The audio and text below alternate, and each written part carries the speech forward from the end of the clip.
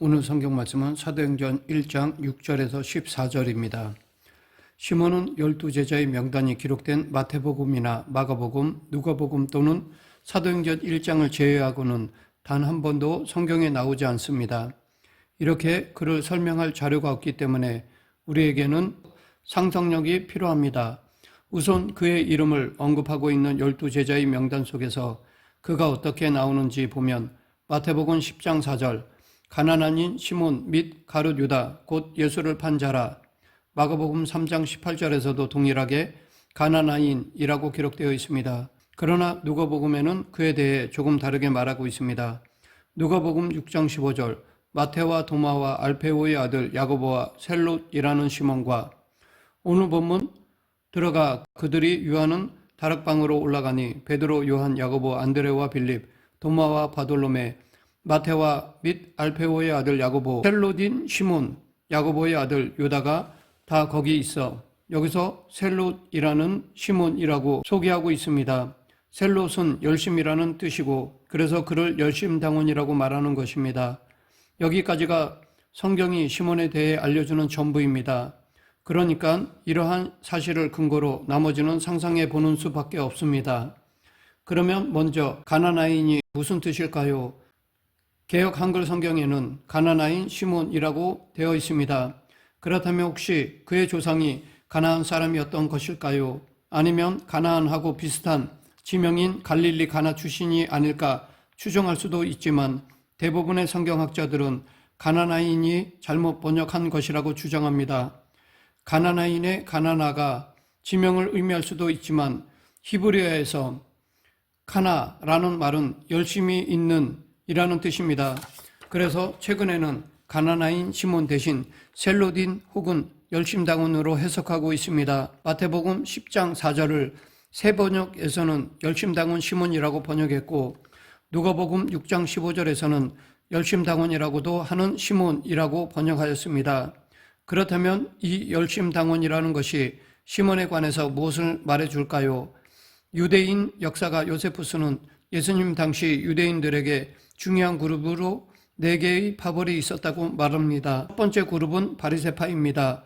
그들은 하나님의 율법인 토라를 지키고 관리하고 해석하는 일에 열정을 가졌던 사람들입니다. 이들은 종교적으로 일종의 근본주의자들이었습니다. 그들은 율법을 잘 지키는 일에는 매우 관심이 많았지만 정치적으로는 상당히 무관심해서 로마 사람들이 자신들을 직접적으로 괴롭히지 않는 한 그들과 싸우려 하지 않았습니다. 그러니까 정치적으로는 타협적이거나 매우 도피적인 태도를 취하고 있었고 종교적으로는 매우 근본주의적인 하나님의 율법에만 몰두하고 열심을 냈습니다. 두 번째 그룹은 사두개파입니다. 그들은 1세기 당시 성전을 지키던 제사장 계급에 속한 사람들로서 종교적으로는 자유주의자들이었습니다. 즉 성경을 문자 그대로 믿지 않고 멋대로 해석하던 사람들입니다. 특별히 성경의 기적 같은 것을 부인했습니다. 복음서에도 보면 부활을 믿지 않는 사람들로 묘사되어 있습니다. 그들은 부활도 영도 천사도 믿지 않았습니다. 그들은 바리새인과는 정반대였습니다. 종교적으로 바리새인은 율법의 문자 1.1핵을 그대로 믿었던 반면 사두개인은 성경을 문자 그대로 믿지 않았습니다. 안 믿는다고 하진 않았지만 적당히 자기 마음대로 해석하면서 기적을 부인하였습니다. 사두개인들은 정치적으로 친로마주의자여서 그들 대부분은 상류계층에 속하였습니다. 로마에 붙어서 기득권을 누리던 자들이었습니다. 세 번째 그룹은 성경에는 나오지 않지만 성경 이외의 문서에서는 매우 다양하게 기록되어 있는 에세네파입니다. 그들은 일종의 금욕주의자들로서 매사에 경건을 추구했고 욕심을 절제하며 살았습니다. 그리고 메시아에게만 소망을 두고 메시아의 오심을 대망하면서 살았습니다. 몇몇 학자들은 세례 요한이 바로 에세네파 출신이었을 것이라고 생각하기도 합니다. 왜냐하면 광야에서 약대토롯을 입고 메시아를 기다리던 모습이 에세네파와 비슷하였기 때문입니다. 그들은 사회적으로 격리되어 광야로 나가 일종의 공동체를 이루었는데 그들의 쿰란 공동체에서 사회 문서가 발견되었습니다. 마지막인 네 번째 그룹은 열심당원입니다. 그들은 철저한 반로마주의자들이었고 로마 사람들을 아주 싫어했습니다. 그래서 무력 투쟁을 통해서라도 민족을 회복시키려고 했던 과격한 민족주의자들이었습니다. 그들은 로마에 세금을 내는 것을 거부했으며 극단의 폭력과 테러를 통해 로마인들 혹은 친로마적인 유대인들을 살해하는 일에 가담하였습니다. 열심당원 안에는 시카리라는 파도 있었는데 이들은 검을 옷 속에 감추고 다니다가 로마 사람들이나 로마에 관련된 사람들을 만나면 얘기하는 척하면서 찌르고 도망가는 일들을 아주 저질렀습니다. 이런 것이 바로 열심당원의 모습이었습니다. 사실 로마는 식민지들을 폭력적으로 지배하지는 않았고 식민지 백성들에게 상당한 자유를 주었습니다. 그래서 헤롯 같은 사람이 분본왕으로 다스릴 수 있었던 것입니다.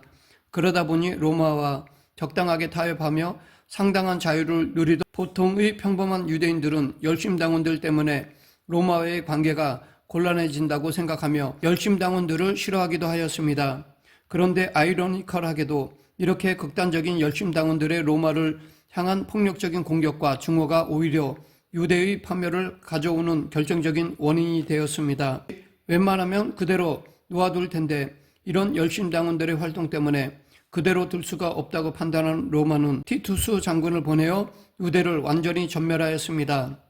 그리고 예수님이 예언하신 대로 성전을 돌 위에 돌 하나 남기지 않고 모두 파괴하였습니다. 시몬이라는 제자는 바로 이런 원인을 제공하였던 열심당원 출신이었던 것입니다. 그러면 이 헤롯인 시몬이 예수님의 제자가 되었다는 것에는 어떤 의미가 있을까요? 12제자의 명단을 보면 예수님이 얼마나 마음이 넓은 분이었는가를 알 수 있습니다.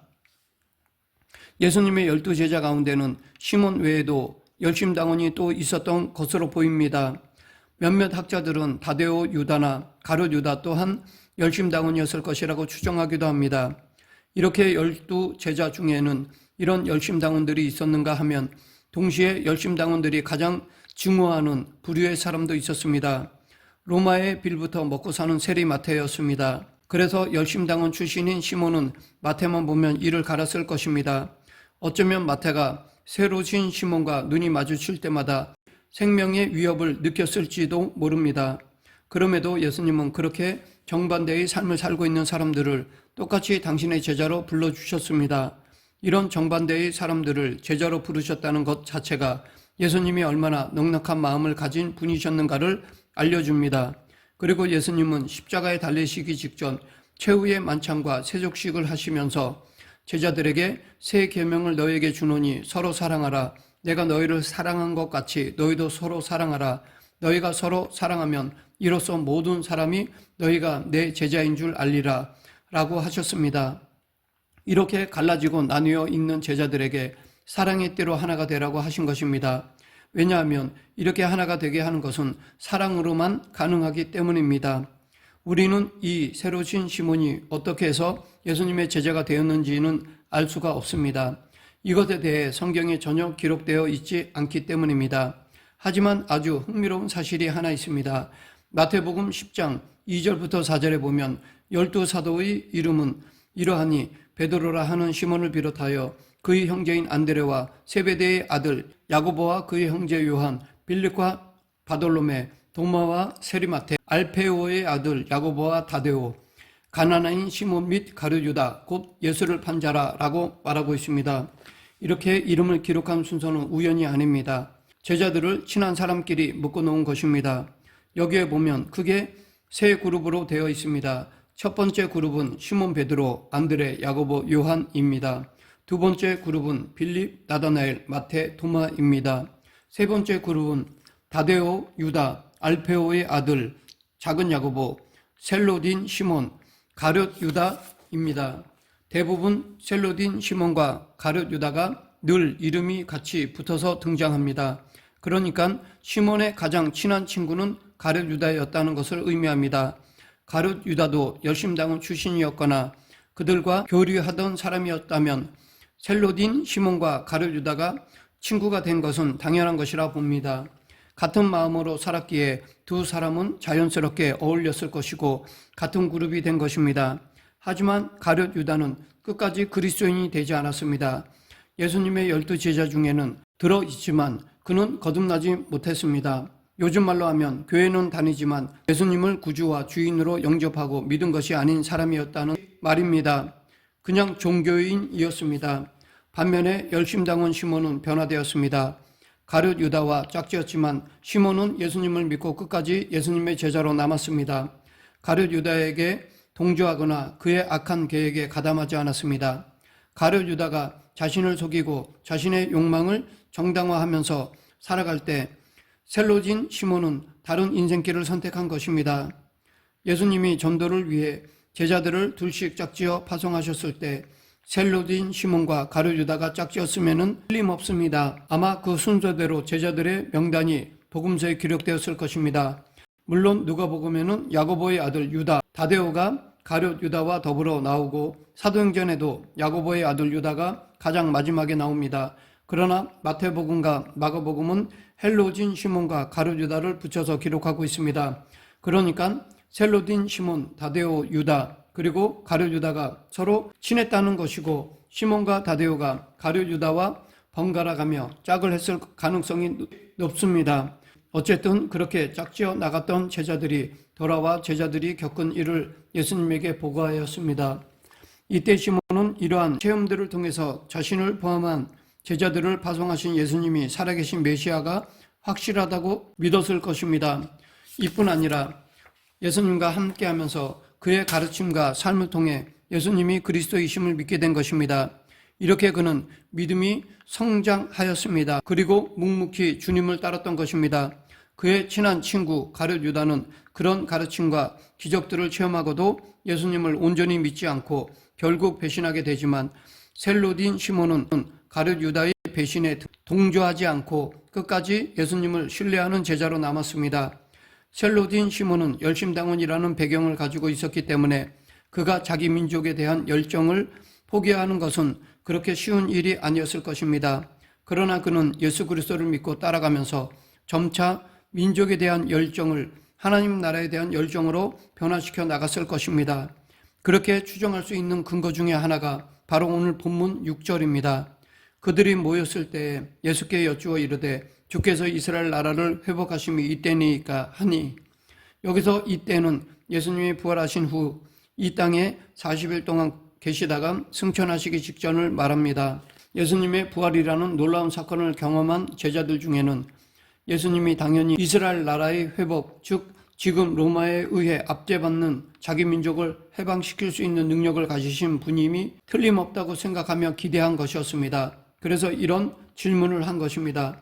그런데 본문에서는 누가 이 질문을 했는지에 대해서 말하고 있지는 않지만 대부분의 성경학자들은 이 질문을 한 제자가 셀로딘 시몬이었을 것이라고 추측합니다. 왜냐하면 이런 질문은 자기 민족에 대한 의식과 집착을 가진 사람이라야 할 수 있기 때문입니다. 이때 예수님의 대답이 흥미롭습니다. 이르시되 때와 시기는 아버지께서 자기의 권한에 두셨으니 너희가 알 바 아니요. 이스라엘 민족의 회복의 때 그것은 하나님의 섭리와 계획 가운데 있다는 것입니다. 그것보다 제자들이 먼저 관심을 가져야 할 더 중요한 일이 있습니다. 그것은 성령을 받는 것입니다. 성령을 받아야 제자들이 사명을 온전히 감당할 수 있기 때문입니다. 즉 하나님 나라를 이 땅에 실현할 수 있기 때문입니다. 8절 오직 성령이 너희에게 임하시면 너희가 권능을 받고 예루살렘과 온 유대와 사마리아와 땅끝까지 이르러 내 증인이 되리라 하시니라. 3절에 보면 예수께서 부활 후 40일 동안 제자들에게 여러 번 나타나셔서 하나님의 나라의 일을 말씀하셨다고 말하고 있습니다. 이렇게 부활하신 예수님은 하나님 나라의 일을 한참 이야기하시는데 제자들은 아직도 하나님 나라가 아니라 자기 나라만 생각하고 있었던 것입니다. 아직도 제자들은 자기 중심적으로 예수님을 정치적 메시아로 생각하고 있었습니다. 물론 이 세상에서 자기 나라는 중요합니다. 나라가 다른 나라로부터 억압받고 지배받고 있으면 독립을 위해 수고하고 노력해야 합니다. 하지만 우리는 이 세상 나라의 국민으로서 책임과 의무를 다할 뿐만 아니라 하나님 나라의 백성으로서 책임과 의무도 다해야 합니다. 오히려 이 둘이 서로 상충할 때 우리는 하나님 나라의 백성으로서의 책임과 의무가 우선되어야 합니다. 이렇게 우리는 하나님 우선순위로 살아야 합니다. 왜냐하면 이 하나님의 나라는 이 세상의 국경을 초월하는 우주적인 나라이기 때문입니다. 언어와 민족과 문화를 뛰어넘는 한 분이신 하나님의 다스림을 받는 나라이기 때문입니다. 하나님은 당신 나라의 비전이 온 세상 모든 민족들 가운데 이루어지기를 원하십니다. 바로 이 일을 위해 제자들을 부르신 것입니다.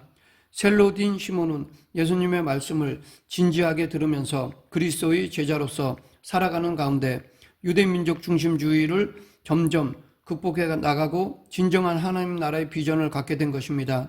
그리고 더 나아가 세계를 하나님의 눈으로 바라보는 참 사도로 변화되어 예수님께서 맡기신 사명을 모두 감당했던 것입니다. 셀로딘 시몬은 그의 생애를 통해 두 가지 중요한 교훈을 남겼다고 볼 수 있습니다. 첫 번째는 열정적인 사랑입니다.